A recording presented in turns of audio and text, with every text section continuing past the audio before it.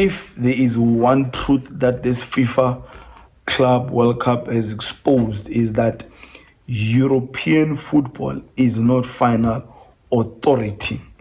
There is football outside that continent, and competitive and entertaining football. I mean, it's almost like we are all subjected to just following and watching the English Premier League, La Liga, Serie A in Italy, Ligue 1 in France, the other league in Holland. But this FIFA Club World Cup is almost like exposing that there is competitive football and entertaining football in Brazil. I mean, the South Americans in this tournament have just been brilliant. The hunger, the enthusiasm, the competitive nature they've demonstrated to the world.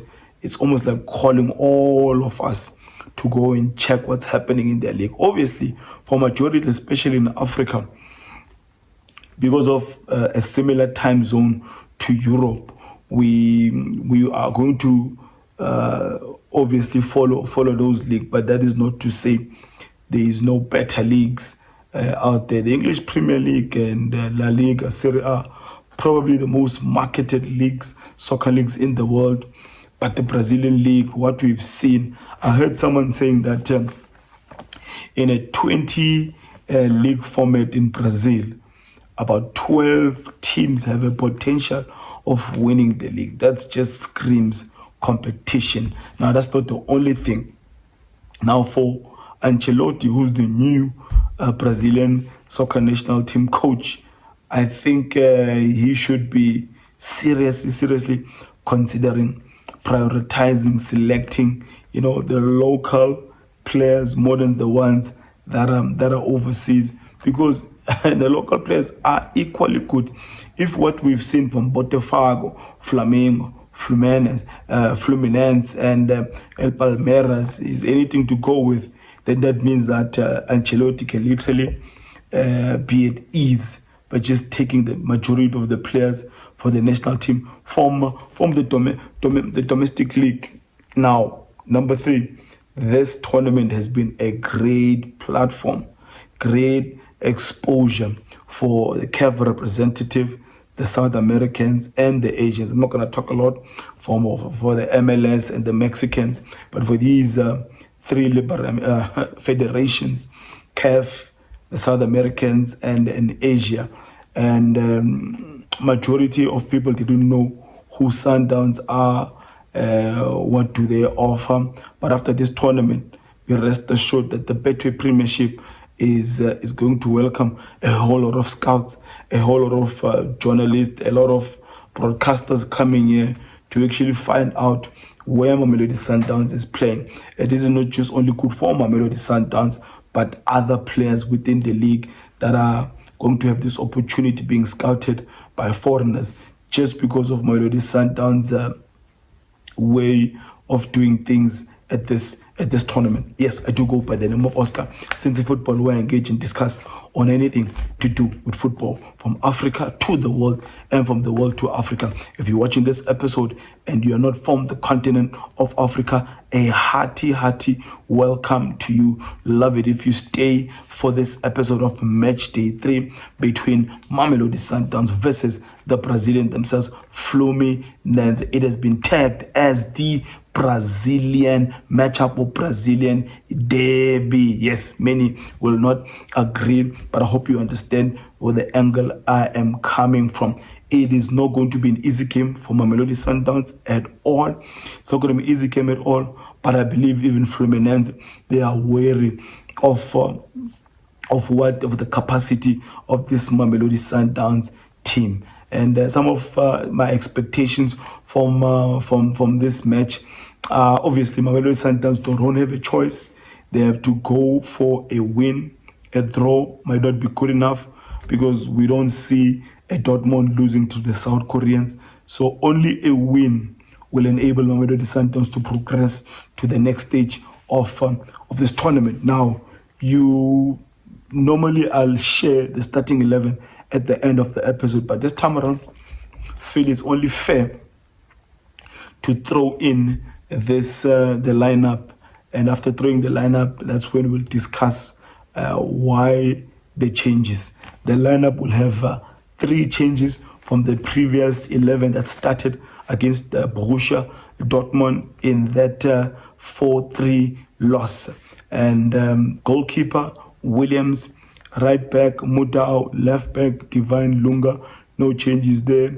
I believe there might be a refreshment, might be a change in the centre back pairing, and I feel like Chupido will continue with his right centre back position, and probably either Elibusa or Mvala might be introduced.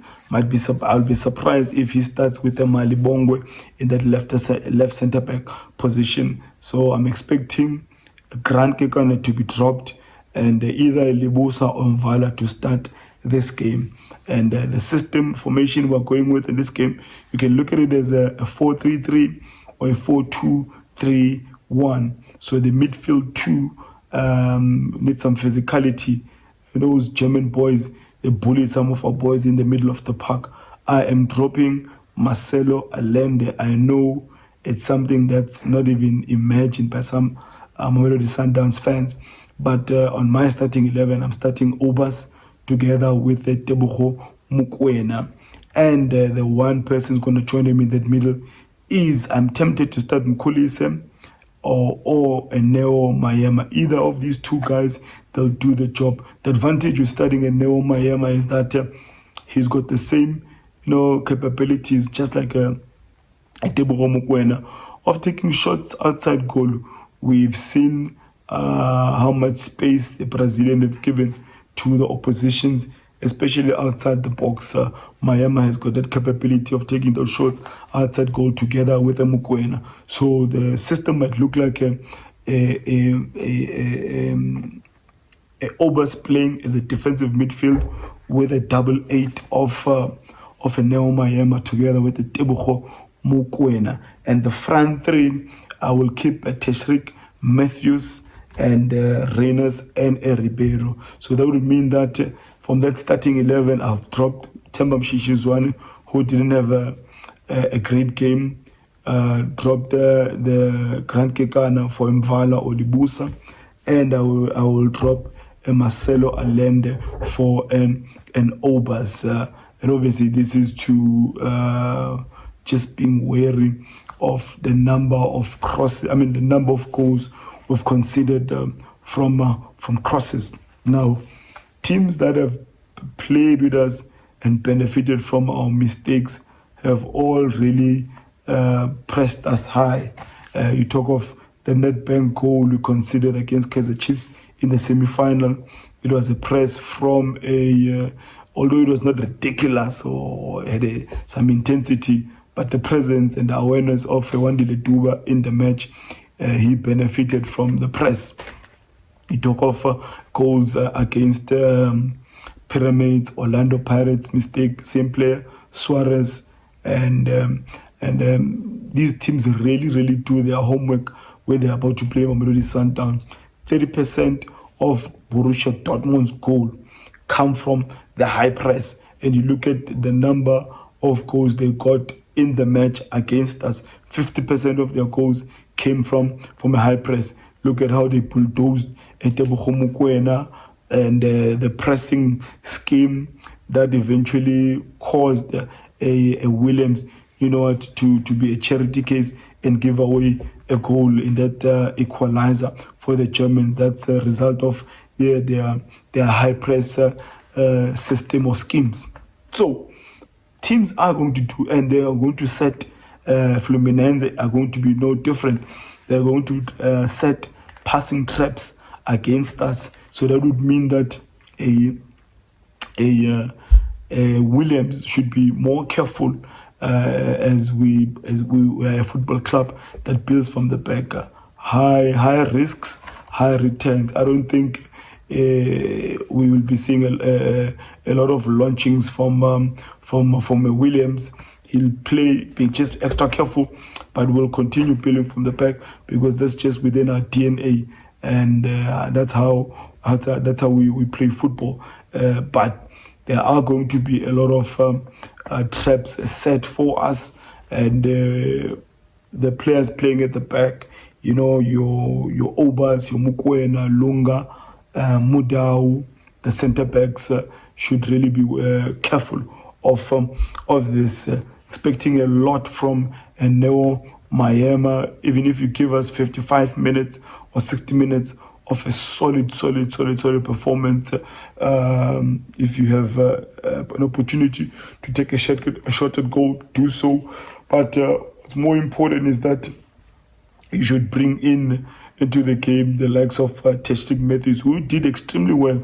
I realized that a lot of Mamelodi Sundowns fans were calling for him to not start this game, but it's a lot of disingenuous from our fan base.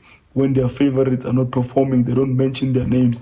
Shishizwane didn't have a good game, but not a lot of them are mentioning it. Shishizwane at 68 minutes was supposed to be taken off, but they won't, because Shishi is a fan favorite. And but overall, it is a winnable game. And but we also need to win that midfield battle. And these guys have got some old guys at the back. Your Samuel, your Thiago Silva, and they also don't want to lose this game, because losing this game means that their position of qualifying for last 16 is in danger. But for us as Mamelodi Sundowns, we don't have a choice but to go for the kill. If we finish the first 45 minutes at 0-0, depending how we've performed, it will still be a positive for us, because this Fluminense is quite good. Some good players, technically gifted players. They've got some good goals. Arias, Martinelli. I like the calmness of Hercules in the middle of the park. We need an Obas to do the dirty work, take those fouls, try and intercept as many balls as you can. When you win the ball as Obas, you look for Mkwena, you look for a Mayema, and you look for your fullbacks, or you're attacking forwards. And our biggest weakness has been conceding goals from crosses. It's been really frustrating and disappointing. Hopefully, if Mvalo and Libusa are starting, and with an Obas helping, we'll be able to deal with these. It's really been an Achilles heel for Mamelodi Sundowns, and but it's a winnable game. We do have the capacity to overcome this Fluminense. It's going to be an exciting game, and I would love to see Mamelodi Sundowns staying another week in America for the last 16. If you're seeing this face and this content for the very first time, especially if you're outside South Africa, love to hear how you've seen your view of the FIFA Club World Cup. Do comment in the section below. Which team do you see as favorites to win the tournament, and what has been your honest observation of the African clubs that are there? Al Ahly and Wydad, they are already out of the tournament. In the early hours of this morning, we'll know the fate of Esperance Tunis, of whether, because they're also playing a must-win game. If they don't beat Chelsea, they are probably going home. Like, subscribe, share, comment, donate, everything. It is just welcome. Now, let me just end it there by declaring, may my God bless you all.